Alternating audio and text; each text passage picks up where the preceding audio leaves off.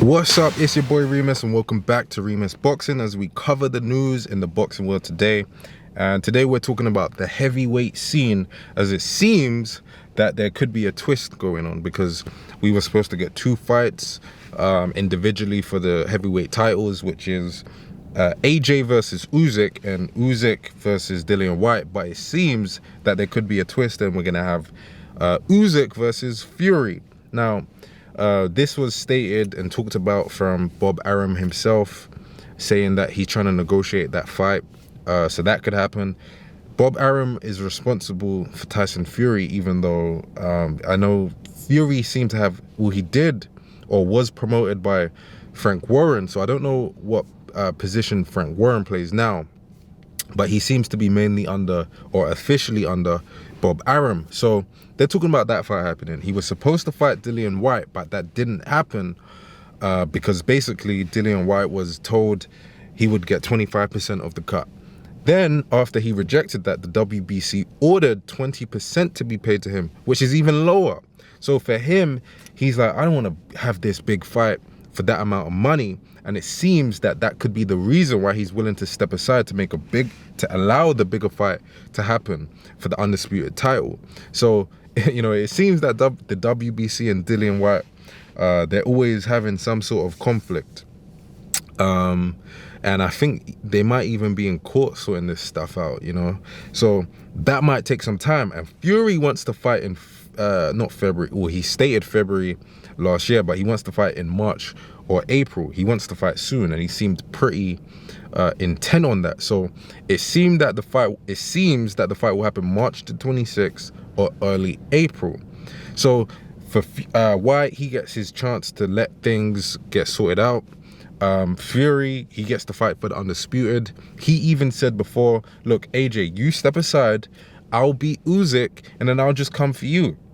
Which actually could work out for AJ, because AJ's gonna risk taking another loss if he fights Usyk, and if he fights for that, if he loses that fight, he'll never get the opportunity to fight for the Undisputed, because he'll lose unless Fury wants to give him that chance. But I just don't see that happening, just because you know how Fury is sometimes he doesn't really just feel like following the normal order of things. So I presume that if AJ steps aside, he would be promised the winner, and he would also be getting step aside money. Both Dillian Whyte and AJ would get step aside money. So for Dillian Whyte, that might make sense. So in a way, everyone wins. Dillian Whyte gets step aside money. He doesn't even have to fight, and maybe he can have a smaller level fight to keep himself active, keep the ring rust off. AJ, he doesn't have to risk a loss against Usyk, even though I probably know that he thinks, hey, I can win that fight, and he wants to get redemption. But his team, of course, they're business people. They don't think like that. So they would be thinking, hey, AJ steps aside, gets a huge chunk of money. It will probably be upwards from 10 million or something. He doesn't even have to fight. He probably won't have a smaller level fight. He'll stay in training, improve, all of that stuff. And then in late 2022, he'll have the big fight for the Undisputed title. If Fury wins, then it's great, because he fights Fury in a domestic clash that will be the biggest fight Britain has ever had. If Usyk wins, then he still gets to get his redemption and go for the rematch, and then it will be for the Undisputed title. And if he loses that fight, it's like, look, you had your shot.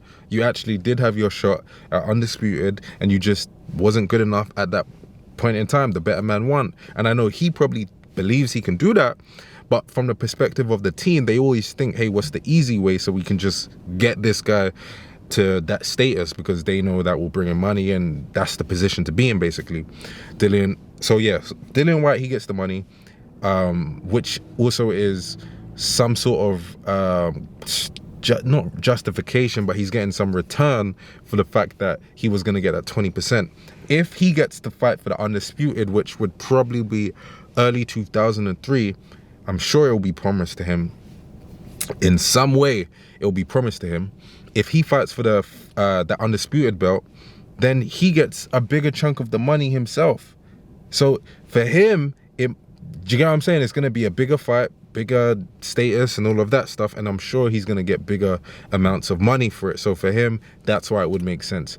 Tyson, he gets to have his 2 big fights. Everyone seems to be okay. Like, everyone is covered. So Eddie Hearn said, expect the unexpected. I think he alluded to that fight happening in possibly the Middle East. Bob Arum said he's not sure about that, but they should have it cleared up by, you know, the end of the week, he said. So we'll see what happens, but I wouldn't mind seeing Fury fight Usyk, because I believe that Fury will fight AJ after that, and that will be a massive fight. But either way, it seems like we'll get big fights. So anyway, comment down below, let Reemus know, and I'll see you in the next video. Peace.